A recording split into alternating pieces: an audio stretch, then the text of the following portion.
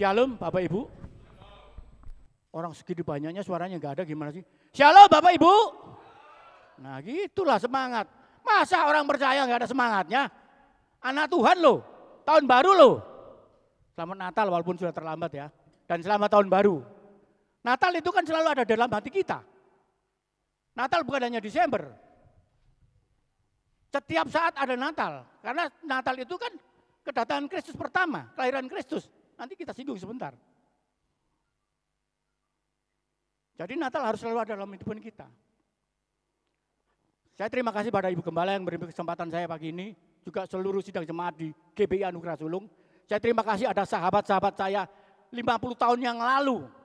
Ada Pak Willy Sugiharto, ada Ibu Sineng datang. Ini teman saya dari kita masih SMP. Sampai hari ini.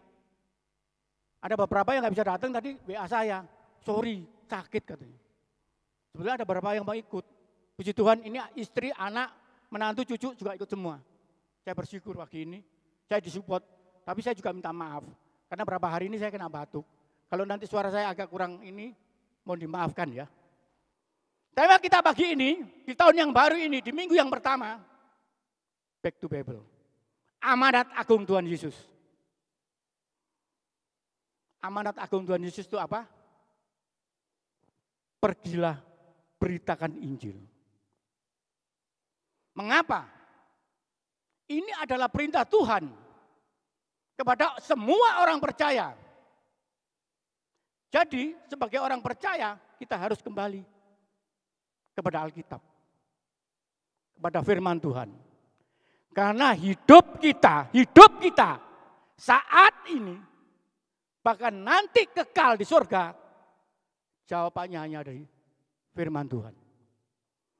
Kalau kita tidak kembali kepada Alkitab, tidak mengerti firman Tuhan, sia-sia hidup kita. Amanat agung Tuhan, pergilah beritakan Injil. Kita tidak akan bisa menikmati janji-janji Tuhan kalau kita juga tidak melakukan tugas yang Tuhan berikan kepada kita. Apa tuh yang Tuhan mau kita lakukan saat ini? Amanat agung segera terselesaikan. Kita harus ambil bagian sebagai orang percaya. Amanat agung Tuhan Yesus itu adanya di Matius 28 ayat 18 sampai 20. Saya akan bacakan pelan-pelan ya. Ini saya belum masuk kepada inti dari khotbah saya. Ini baru pembukaan dari amanat agung. Matius 28 ayat 18 sampai 20. Demikian firman Tuhan. Yesus mendekati mereka dan berkata, "Padaku telah diberikan segala kuasa di surga dan di bumi. Karena itu pergilah, jadikanlah semua bangsa muridku dan baptislah mereka dalam nama Bapa, Anak, dan Roh Kudus." Ayat 20, "Dan ajarkan mereka melakukan segala sesuatu yang telah kuperintahkan kepadamu, dan ketahuilah aku menyertai kamu senantiasa sampai kepada akhir zaman." Kemudian kita baca di Markus pasal yang ke-16 ayat yang ke-15 dan 16. Kita konfirmasi ya. Hari ini saya akan membaca ayat ya untuk referensi kita.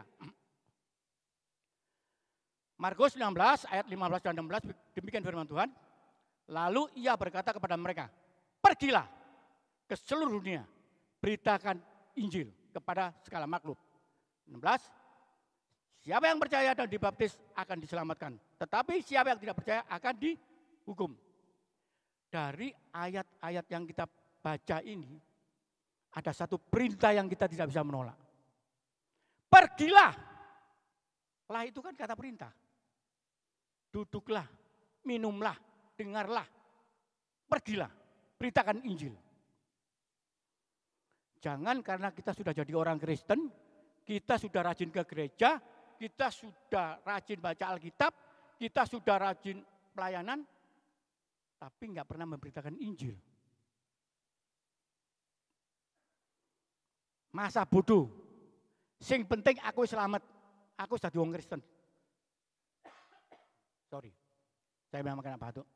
Aku pelayanan. Aku rajin. Aku berdoa. Tapi tidak pernah memberitakan Injil. Sing penting aku selamat liyane babano. Hari ini Tuhan ajarkan kepada kita. Kalau kita mau menerima penggenapan janji-janji Tuhan, Tuhan perintahkan kepada kita, pergilah beritakan Injil. Artinya apa?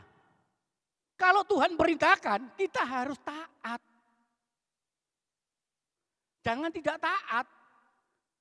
Kalau kita cuma mikir awake dhewe, diri sendiri, kita enggak mendengarkan tugas yang Tuhan berikan. Tuhan perintahkan beritakan Injil. Tapi kita tidak pernah memberitakan Injil. Hanya untuk diri kita sendiri. Orang lain, saudara kita, keluarga kita, teman kita, bodo amat. Tapi Tuhan beritakan. Seluruh makhluk. Seluruh ujung bumi. Beritakan Injil. Ini perintah. Kita harus taat. Siapa yang tahu taat? Semua ngerti kan taat ya? Taat itu melakukan perintah sesuai dengan perintah, dilakukan dengan baik dan benar. Dengan baik dan benar. Kalau saya disuruh ibu gembala beli sego pecel di Mbok Jum, ya saya beli di Mbok Jum. Saya enggak akan beli di Mbok Nah, walaupun sama. Jadi lakukan dengan baik dan benar, itu baru taat. Lalu kalau kita enggak beritakan Injil, apa kita sudah taat? Pertanyaannya itu, belum. Tapi saya percaya orang GBI Anugerah Sulung ini semua taat ya, amin. Apa kalau sing aku? Kalau semua taat, puji Tuhan. Pertanyaannya, mengapa kita harus beritakan Injil? Iya dong. Mengapa kita harus beritakan Injil? Jawabannya di Alkitab banyak, tapi kita ambil berapa poin aja. Supaya kita tahu, kenapa kita harus memberitakan Injil itu kenapa? Poin pertama, 1 Timotius 2 ayat 4. 1 Timotius 2 ayat 4. Yang menghendaki semua orang diselamatkan dan memperoleh pengetahuan akan kebenaran. Poin pertama, mengapa kita harus memberitakan Injil? Tuhan minta semua orang diselamatkan dan tahu akan kebenaran. Injil harus diberitakan supaya semua orang bisa diselamatkan dan tahu kebenaran. Sedangkan keselamatan dan kebenaran adanya hanya di satu nama. Siapa? Yesus. Kisah Rasul-Rasul 4 ayat 12 berkata apa? Tidak ada satu nama pun di kolong langit ini yang olehnya kita bisa diselamatkan. Kecuali hanya dalam nama Yesus. Di bawah kolong langit ini, di bumi ini tidak ada satu nama pun yang bisa menyelamatkan kita selain Yesus. Makanya kita harus memberitakan Injil supaya semua orang diselamatkan. Dan kebenaran semua orang sudah hafal. Yohanes 14 ayat 6 berkata apa? Aku inilah jalan, kebenaran dan hidup. Tidak ada seorang pun sampai ke Bapa tanpa melalui aku. Itulah kita harus memberitakan Injil supaya semua orang diselamatkan dan tahu kebenaran. Dan itu adanya hanya di dalam satu nama Tuhan Yesus. Lah kalau kita diperintahkan memberitakan Injil, kita enggak mau, kita enggak taat. Jangan bicara saya orang Kristen. Mengapa kita harus memberitakan Injil? Semua orang diselamatkan dan tahu kebenaran. Loh, kenapa semua orang itu harus diselamatkan dan tahu kebenaran? Tahu enggak Pengkhotbah 7 ayat 21 bicara apa? Tidak ada orang saleh di dunia ini yang berbuat baik, tidak pernah berbuat dosa. Artinya orang saleh pun berbuat dosa. Apalagi di dalam Roma 3 ayat 23. semua orang telah berbuat dosa dan kehilangan kemuliaan Allah. Karena semua orang sudah berbuat dosa, kehilangan kemuliaan Allah, maka harus diselamatkan di dalam kebenaran. Itu sebabnya kenapa Injil diberitakan. Ayo, kalau ada yang berani di sini angkat tangan. Satu orang saja yang bilang saya nggak pernah berbuat dosa. Ada nggak? Nggak ada. Apalagi saya. Dulu dosa saya paling banyak. Makanya Injil harus diberitakan supaya orang diselamatkan. Karena semua orang sudah berbuat dosa, kehilangan kemuliaan Allah, maka Injil diberitakan supaya keselamatan terjadi.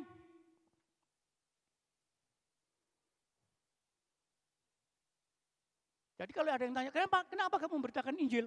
Supaya orang diselamatkan. Kenapa orang diselamatkan? Karena semua sudah berbuat dosa dan kehilangan kemuliaan Allah.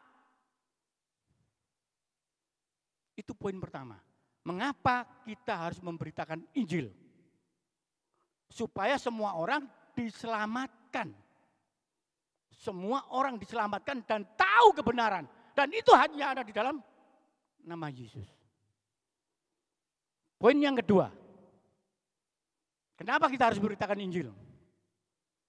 Adanya di Kejadian 1 ayat 26 dan 27.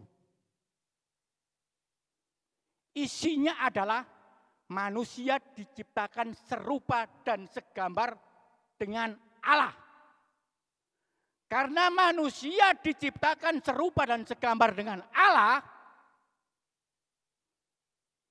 tadi kita sudah singgung, karena dosa, gambar diri manusia jadi rusak. Poin yang kedua, kenapa kita harus memberitakan Injil? Supaya gambar diri kita yang rusak karena dosa dipulihkan. Saudara dan saya diciptakan serupa dan segambar dengan Allah. Bukan main-main loh.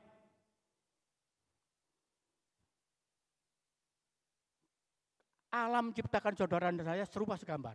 Karena dosa manusia, gambar diri kita, artinya rohani kita. Bukan wajah kita, bukan gaya kita, bukan postur kita, tapi roh yang ada dalam kita rusak.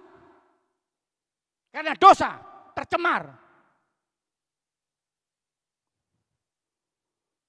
Tuhan Yesus datang waktu diperingati Natalan setiap bulan Desember. Itu adalah tujuannya apa? Sebagai Tuhan dan Juru Selamat untuk menyelamatkan kita. Dengan pengorbanan Tuhan Yesus, saudara dan saya diselamatkan melalui darahnya di Kalvari. Karena di dalam kitab Perjanjian Lama tidak ada pengampunan dosa tanpa penumpahan darah.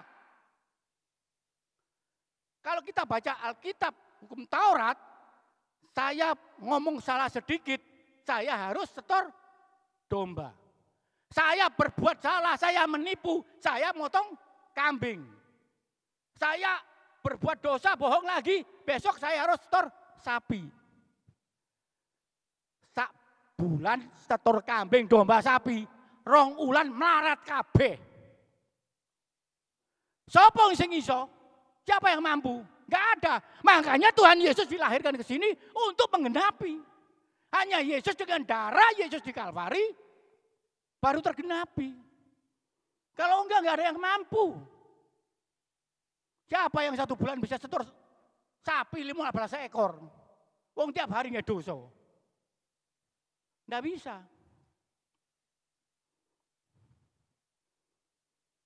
Kita semua telah berbuat dosa. Kita perlu keselamatan. Oleh sebab itu, jangan main-main. Beritakan Injil. Saudara dan saya diciptakan serupa dan segambar dengan Allah.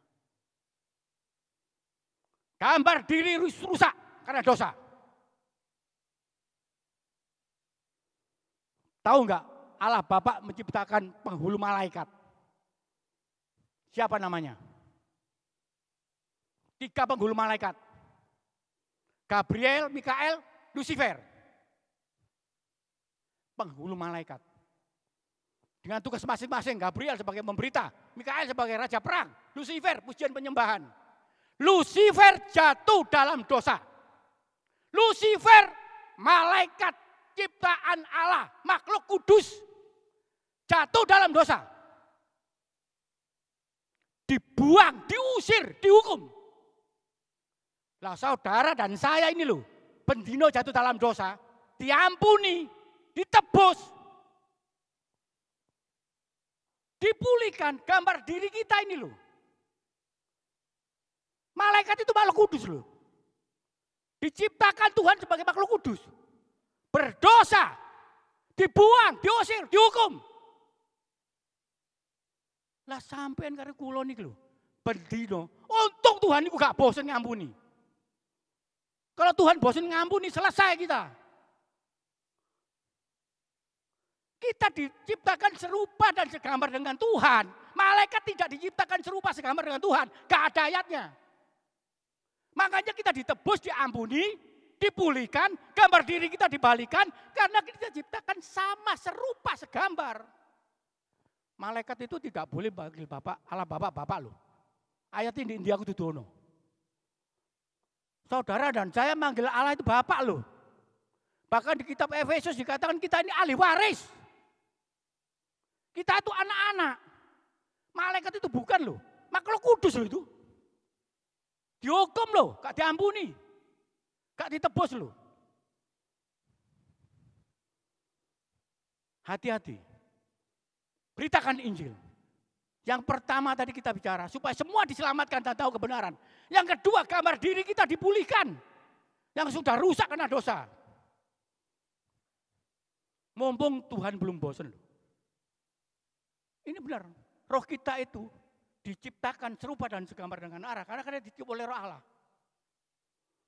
2 Korintus 3 ayat 18. 2 Korintus 3 ayat 18. Dan kita semua mencerminkan kemuliaan Tuhan dengan muka yang tidak terselubung. Dan karena kemuliaan itu datangnya dari Tuhan yang adalah roh, maka kita diubah menjadi serupa dengan gambarnya. Dengan kemuliaan yang lebih besar, semakin besar. Kita diubahkan. Setelah kita ditebus, diampuni, dipulihkan, kita diubahkan. Gambar diri kita dipulihkan. Oleh darah Kristus di Kalvari. Oleh sebab itu, mari mulai hari ini kita berpikir, mari kita beritakan Injil. Karena ini perintah Tuhan yang harus kita lakukan. Ini penting ya, ini penting sekali. Kemarin Desember, Natalan semua diingatin. Karena kelahiran Yesus sebagai Tuhan dan Juru Selamat. Semua seluruh dunia memperingati. Karena Yesus lahir sebagai Tuhan dan Juru Selamat. Sebentar lagi, kita sama-sama nggak tahu, yang tahu hanya Tuhan. Yesus datang kedua kalinya, bukan sebagai Tuhan dan Juru Selamat lagi. Bukan untuk mengampuni kita lagi. Tetapi sebagai hakim yang adil. Dan mengangkat saudara dan saya yang sudah siap. Dia datang kedua kalinya sebagai hakim yang adil. Hati-hati. Sudah siap belum kita? Kalau datang yang pertama semua bersuka cita karena Juru Selamat lahir. Diselamatkan, ditebus, diampuni. Setelah itu datang lagi kedua kalinya. Wis taat apa guru? Wis memberitakan Injil apa guru? Itu yang Tuhan mau. Poin yang ketiga. Ini saya masih bicara mengapa kita memberitakan Injil. Yohanes 15 ayat 16. Yohanes pasal yang ke-15 ayat yang ke-16. Bukan kamu yang memilih aku, tetapi akulah yang memilih kamu. Dan aku telah menetapkan kamu supaya kamu pergi dan menghasilkan buah, dan buah itu tetap. Supaya apa yang kamu minta kepada Bapa di dalam namaku diberikannya kepadaku. Poin yang ketiga, kenapa kita harus memberitakan Injil? Karena kita sudah ditetapkan dan sudah dipilih. Sangat jelas. Karena Tuhan sudah menetapkan saudara dan saya dan memilih saudara dan saya untuk memberitakan Injil. Bila Tuhan sudah menetapkan dan memilih, tidak ada satupun yang bisa menghalangi. Benar nggak ada? Loh kenapa? Saya ini ngerasain kok. Saya ini loh contohnya. Saya kan pernah kesaksian di sini kan, beberapa waktu yang lalu. Saya kecil sama-sama ibu gembala dan yang lain. Bekerja segala macam, ikut Tuhan. Tetapi setelah itu saya murtad. Saya murtad gak lama. Cuma 25 tahun. Nama saya sudah berubah.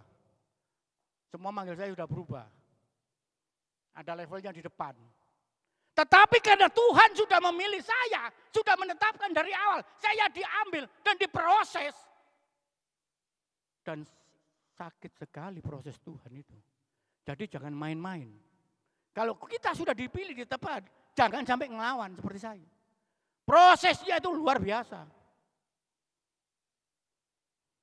Saya nggak bisa menghindar karena sudah ditetapkan. Walaupun saya sudah jauh. Diambil balik lagi. Dan saya diproses. Prosesnya sangat-sangat luar biasa. Tidak mudah. Ekonomi dihabisin sampai minus, nes.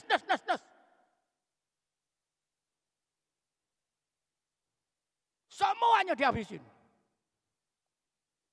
Tapi saya tahu, Tuhan punya rencana yang indah dalam hidup saya. Karena saya langsung berjumpa pribadi dengan Tuhan. Saya mendengarkan suara Tuhan. Saya taat. Tuhan pulihkan saya. Dengan cara yang Tuhan yang ajaib. Jadi jangan main-main. Kalau Tuhan sudah menetapkan saudara dan saya, ya wes, ayo melangkah. Apa kata Yeremia 1 ayat 5? Sebelum aku membentuk engkau di dalam rahim ibumu, aku telah mengenal engkau.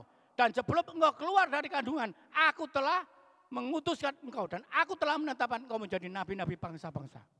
Tuhan sudah menunjuk kita sebelum kita lahir. Dalam kandungan Tuhan sudah tentukan. Ini luar biasa. Jadi jangan main-main. Mengapa kita harus memberitakan Injil? Pertama, masih ingat? Supaya setiap orang diselamatkan dan tahu kebenaran. Dan yang kedua, supaya gambar diri kita yang sudah rusak dipulihkan kembali.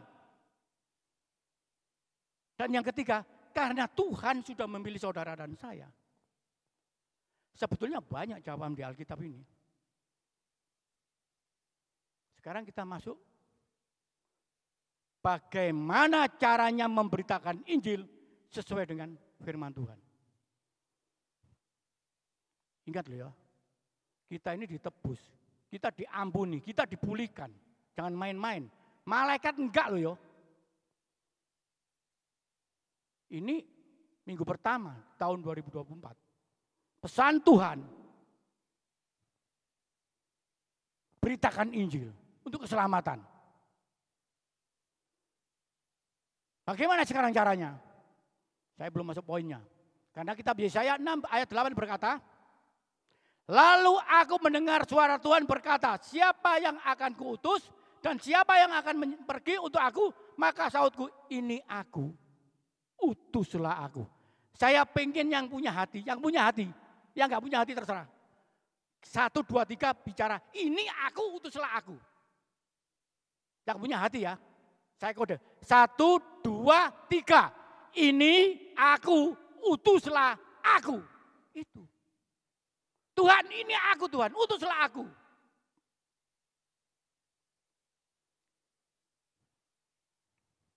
Kita semua sebagai umat percaya, anak-anak Tuhan, wajib. Kenapa? Lah wong saya itu tahu, wong saya juga ngerasain. Tiap hari anak Tuhan, orang Kristen, bangun tidur doa. Terima kasih. Tapi mari ngono Tuhan, arisan turun bayar. Tuhan, cicilan turun lengkap. Tuhan, gak punya ini. Tuhan, utangku ditagih. Tuhan, aku sik jomblo. Tuhan aku. Terus, minta.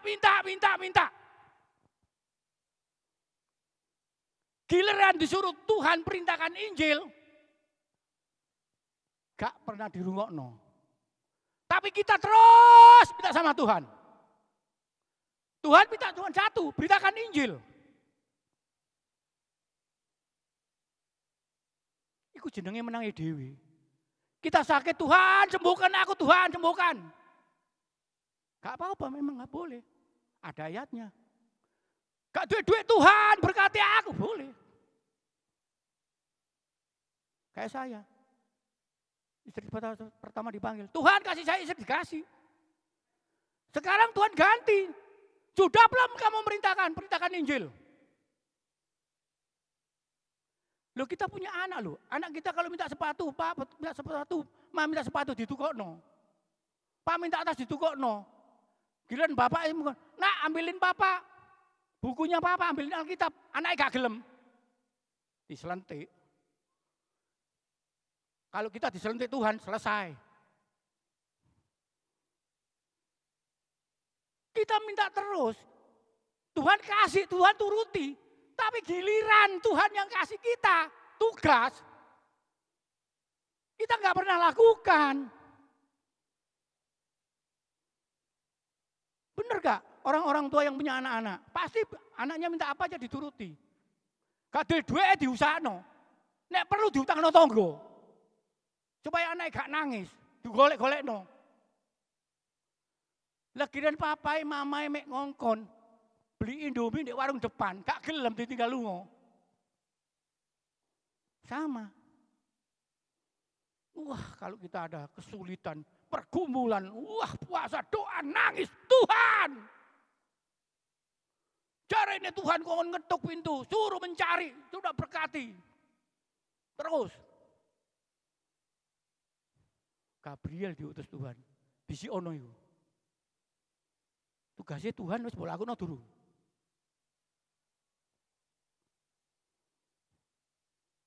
Boleh kita minta, boleh. Tapi kita juga harus taat, kita harus melakukan. Apa yang Tuhan mau kita lakukan. Beritakan Injil. Beritakan Injil itu beritakan kabar baik, beritakan keselamatan.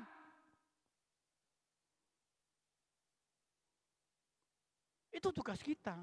Bukan tugas hanya seorang gembala saja, bukan pendeta aja, bukan hamba-hamba Tuhan. Semua orang percaya. Nanti kita cari caranya bagaimana. Apa yang Alkitab suruhkan, yang ajarin kepada kita. Bagaimana kita bisa memenangkan jiwa. Membawa jiwa yang diselamatkan, ditebus. Tuhan sudah bicara kan tadi 3 poin. Supaya semua orang diselamatkan. Supaya kabar dirinya dipulihkan. Kita sudah ditetapkan dan dipilih. Nah sekarang caranya mari kita buka. Poin yang pertama. 1 Timotius 4 ayat 12. 1 Timotius 4 ayat 12. Jangan seorang pun menganggap engkau rendah karena engkau muda.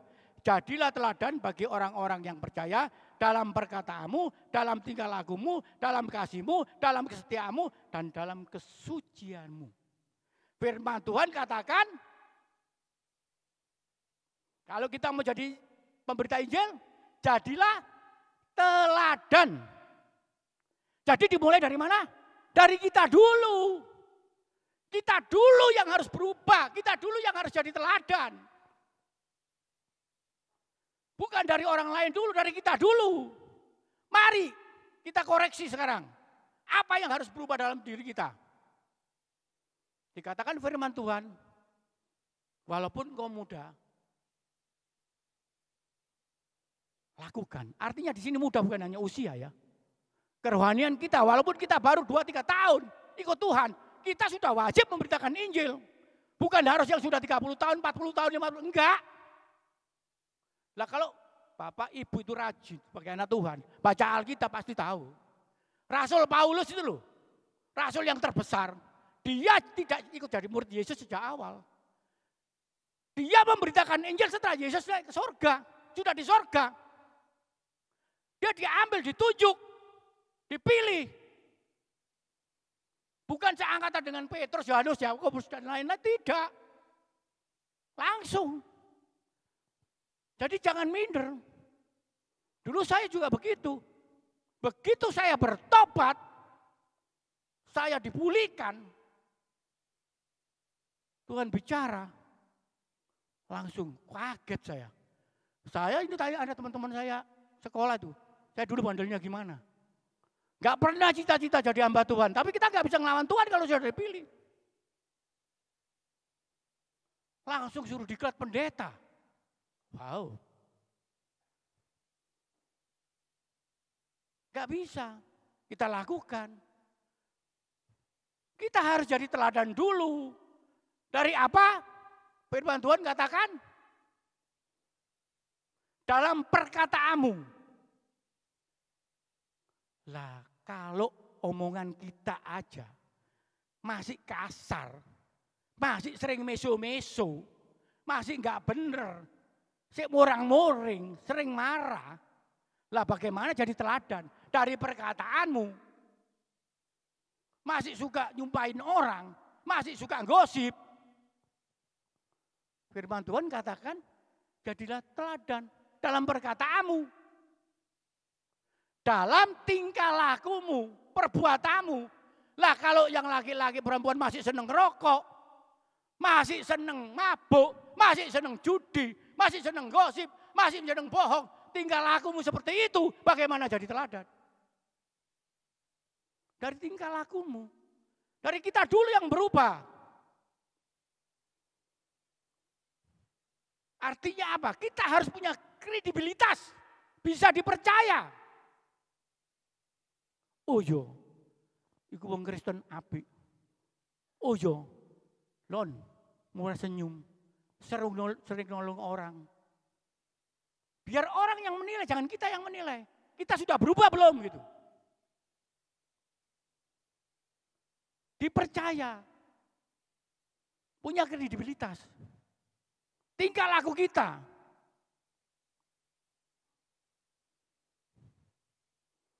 Jangan lagi ngomong-ngomong jorok. Jangan juga meso-meso. Dulu itu pekerjaan saya tuh. Tanya kalau Pak Willy Sugiarto itu. Sama Ibu Sineng itu. Teman saya itu dulu. Dari kecil. Mereka juga kaget saya jadi hamba Tuhan. Kita harus berubah, harus berani. Nang gereja main game terus, tulisan HP terus. Tingkah laku ini gak berubah. Sorry, di tempat kami sekarang di Jakarta, saya sudah bicara sama gembala senior. Masuk gereja, HP periksa, off. Ya, kalau masih mau main HP silakan di luar. Banyak itu. Mau memberitakan Injil, mau jadi teladan. Mau di gereja aja main game. Masih WA-WAan. Saya sudah bicara sama gembala senior setelah Natal kemarin. Dan semua kita sudah berubah. Mulai berubah. Karena saya waktu datang satu gereja, saya lihat, saya kagum. Setiap masuk asyar langsung bilang, mohon maaf, HP tolong di-off-kan. Wow. Saya bilang, Pak, begini. Boleh dicontoh. Kenapa? Ternyata sekarang gerejanya ibadahnya 5 kali, Pak. Bukan malah ini hilang, Pak. Tambah 5 kali. Iya. Fokus pada Tuhan. Kita ini di rumah Tuhan, kita cari Tuhan. Bukan cari pendeta. Pendeta di bagian dalan akeh. Kita cari Tuhan, kita fokus sama Tuhan. Kalau tingkah laku kita masih seperti itu, bagaimana kita bisa memberitakan Injil? Dalam kasihmu, tidak egois. Suka menolong, suka mengampuni. Baik hati. Ada orang curhat. Oh ya, mari kita doakan. Ayo. Dalam kesetiaanmu, ini paling susah. Gelas aqua enggak diringkes, ibu gembala baru bilang, kok enggak diringkes? Pore nang gereja. Setia atau kondi? Kesetiaan itu paling susah.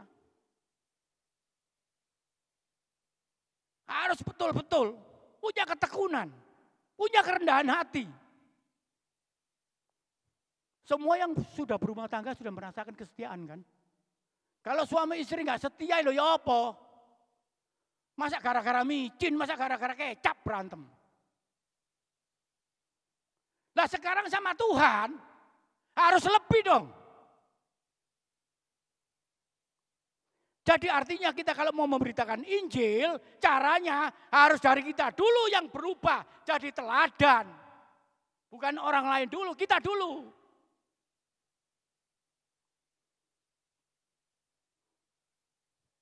Mesti takut. Kenapa dari kita dulu? Kita ini investasinya Tuhan. Tuhan menciptakan saudara dan saya ini serupa dan segambar. Ditebus, diampuni, ditetapkan. Tuhan ingin investasinya berbuah. Wong sampean lek dodolan yo njuk badi, yo untung. Sampean kerja yo njuk dibayar. Loh Tuhan menciptakan kita juga ingin investasinya itu nambah. Jiwa-jiwa diselamatkan. Mana ada orang yang pengusaha ini, ada pengusaha ini. Ada saudara saya Bumul. Mau enggak investasi kalau enggak ada untungnya? Rugi terus. Enggak mau. Lah Tuhan juga mau investasinya itu beruntung. Saudara dan saya ini investasinya Tuhan loh, jangan main-main loh. Tadi saya udah katakan loh. Malaikat makhluk kudus gak diampuni, gak ditebus, dihukum.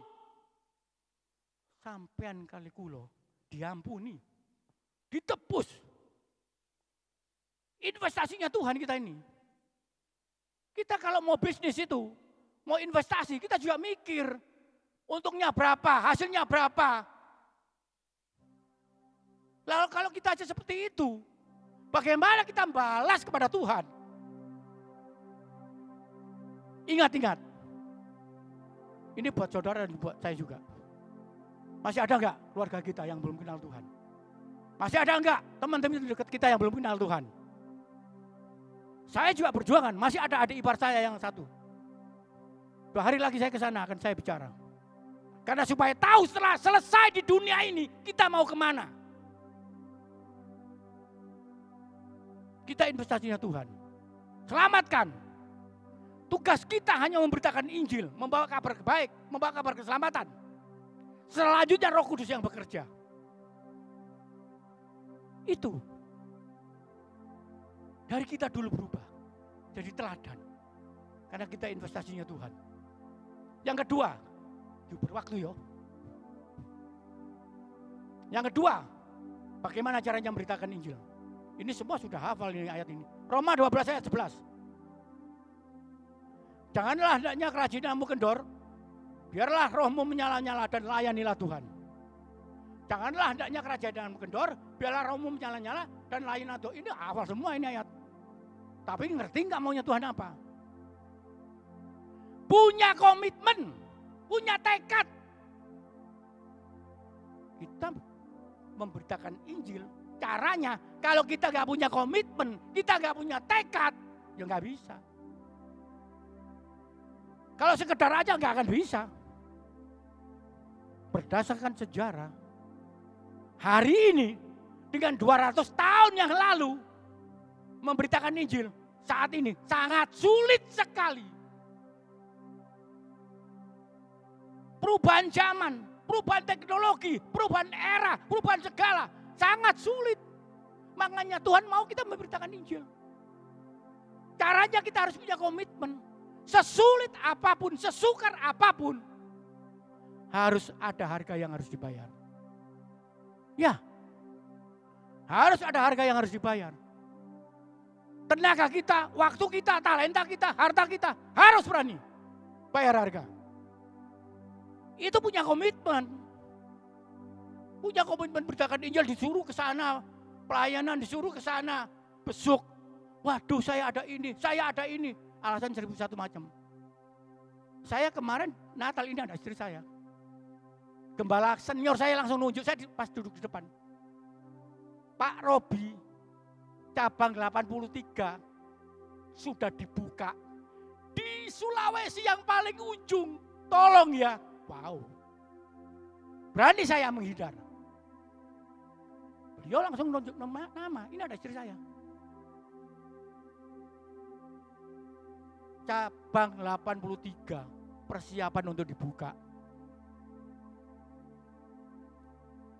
Punya komitmen. Saya bilang, siap. Ditugaskan. Karena itu perintah Tuhan. Kalau mikir, waduh nih rek, biayai piro rek, segala macam. Tapi saya nggak pikir itu. Saya percaya Tuhan sudah sediakan semua. Di mimbar, di Natalan yang begitu ramenya ribuan orang, beliau langsung bicara seperti itu. Waduh, sudah tugas. Saya masih duduk sama istri saya di depan. Seorang gembala lagi, samping saya langsung duduk. Pak, minggu kedua bulan Januari, mboten sakit Pak, saya masih di Jawa Timur Pak. Disamperin. Terus bisanya kapan? Saya nggak pernah mengelak. Minggu ketiga Pak. Kalau Tuhan sudah tentukan, kita melangkah. Harus ada harga yang harus dibayar. Jangan takut, semua sediain Tuhan. Tuhan itu kaya raya. Apapun di surga, apapun di gudangnya Tuhan ada. Cuma iman percayamu nyampe enggak? Untuk gedor gudangnya Tuhan. Betul itu. Itu butuh iman yang kuat untuk gedor gudangnya Tuhan. Tuhan itu luar biasa. Kita jangan ditolak, memberitakan jangan ditolak. Kalau kita rajin baca Alkitab, Tuhan Yesus itu loh, di kampungnya dewe, di omah dewe ditolak kok. Waktu memberitakan Injil ditolak, sama guru agama ditolak, sama orang Farisi ditolak. Tapi apa berhenti? Enggak. Dia lakukan sampai selesai sempurna. Kita pun bukan gitu. Saya waktu itu perjumpaan dengan ini, teman saya satu ini, sama teman yang lain, saya bilang sama teman saya satu lagi, hamba Tuhan. Salah satu pengurus BPD ya Pak, ya Bu ya. Saya bilang, kita TikTok, ada teman kita satu yang belum kenal Tuhan. Kita TikTok ya. Nanti biar Tuhan yang jamah. Nah, satu yang belum kenal Tuhan ya Pak ya. Itu saya tiap hari kasih. Itu tugas kita. Karena dalam Efesus 2 ayat 10 kita diciptakan Tuhan untuk berbuat baik, melakukan pekerjaan Tuhan. Jelas Tuhan ingin investasinya itu menghasilkan. Marilah kita komitmen dengan talenta kita. Jangan harus jadi pendeta, jangan harus jadi hamba Tuhan, jangan jadi gembala, enggak. Bisa jadi pendoa, doain orang-orang. Bisa jadi WL singer, dengan pujian penjemahan bisa. Bisa jadi asyir, bisa jadi apapun. Layani Tuhan dengan benar. Yang terpenting, lihat situasi dan kondisinya. Kalau mau memberitakan Injil kepada orang yang belum kenal Tuhan, sesuai dengan kulturnya, sesuaikan dengan situasi kondisinya. Kalau dia datang kepada Bapak Ibu, dorong mangan telung dino, minta tolong dikei mangan, ojo mbok berdoa, ojo mbok bukano Injil, mati. Coba dong ngombe, coba dong mangan dhisik, kasih makan, kasih dulu. Baru setelah dia sehat, masuk ke dalam firman Tuhan. Ojo karena kita anak Tuhan, duduk di doano. Cap jadi botol surga. Mati. Situasi kondisinya disesuaikan. Yang ketiga, kita dikejar waktu ya. Poin terakhir ini. Sebenarnya banyak tapi saya singkat aja deh. Bagaimana cara memberitakan Injil? Kisah Rasul-Rasul 2 ayat 42. Mereka bertekun dalam pengajaran rasul-rasul dan dalam persekutuan. Dan mereka selalu berkumpul untuk memecahkan roti dan berdoa. Artinya apa yang ketiga? Cara untuk memberitakan Injil? Membangun komunitas. Bisa komsel, bisa ministry, bisa persekutuan, bisa apapun bentuknya. Kalau di sini namanya apa Bu? Kekal ya Bu ya? Bangun. Karena orang yang belum kenal Tuhan lebih gampang diajak ke persekutuan, lebih gampang diajak ke ministry daripada langsung diajak ke gereja. Ini pengalaman kita. Saya punya ministry dan 10 tahun lebih sudah. Saya layani. Bahkan dia minta dilayani untuk pernikahan, kita layani. Bahkan beberapa bulan yang lalu melayani untuk pemakaman, kita layani. Kita ajak. Kita bawa kita ke persekutuan kita dulu, ke ministry kita dulu. Jangan ke gereja dulu. Karena tugas kita ini memberitakan Injil, memberitakan keselamatan, kabar baik. Gak mindano agama. Agama gak akan menyelamatkan loh. Mana ayatnya agama menyelamatkan? Agama apapun gak ada. Yang menyelamatkan Tuhan Yesus. Jadi ajak dia terima Tuhan dan juru selamat. Selanjutnya itu Roh Kudus yang bekerja. Dia mau dibaptis, dia mau gereja, itu sudah bagiannya Roh Kudus. Kita sampaikan dulu kabar keselamatan ini. Satu-satunya Yesus Kristus. Setelah dia menerima Yesus sebagai Tuhan dan juru selamat, yang selanjutnya itu Roh Kudus yang bekerja. Bukan kita lagi. Puji Tuhan kemarin waktu kita Natal. Kalau gereja saya Natal selalu tanggal 25. Enggak ada tanggal lain. Sebelum kita Natal kita buat undangan sebanyak mungkin. Sampai saya kasih kepada salah satu pengurus vihara. Saya undang. Beliau kirim bunga segala macam ke gereja. Datang sekian ribu orang gereja kita kapasitasnya memang gede. Selesai khotbah, gembala senior teriak, siapa yang mau ikut Tuhan? Siapa yang mau bertobat? Wow, 10 orang lebih lihat di YouTube. Langsung 10 orang. Tadinya pada malu. 1 orang maju. Belum kenal Tuhan maju. Karena kita bikin undangan resmi. Kita sebar. Siapa yang bawa mau kita sebar undangannya. Kita siapin semuanya. Dan kebetulan banyak yang datang. Temennya enggak, temen yang belum kenal Tuhan. Banyak istri saya. 10 orang lebih masuk langsung ke mimbar minta terima Tuhan Yesus. Natal. Itu. Ingat gak kisah Rasul Paulus dan Silas? Waktu di penjara.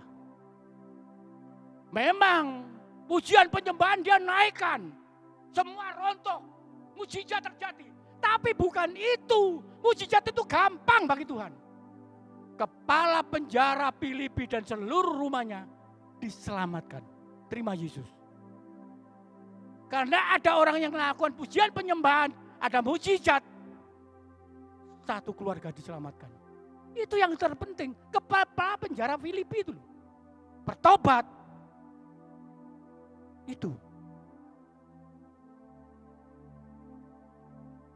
Hari ini kita diminta Tuhan untuk memberitakan Injil, menyelesaikan amanat agung. Mengapa kita harus memberitakan Injil? Supaya semua orang diselamatkan dan terima kebenaran. Yang kedua, karena kita diciptakan serupa dan segambar dengan Allah. Dan yang ketiga, kita sudah dipilih dan ditetapkan. Caranya bagaimana? Kita harus jadi teladan. Punya kredibilitas. Yang kedua, punya komitmen. Yang ketiga, membangun komunitas. Amin untuk firman Tuhan.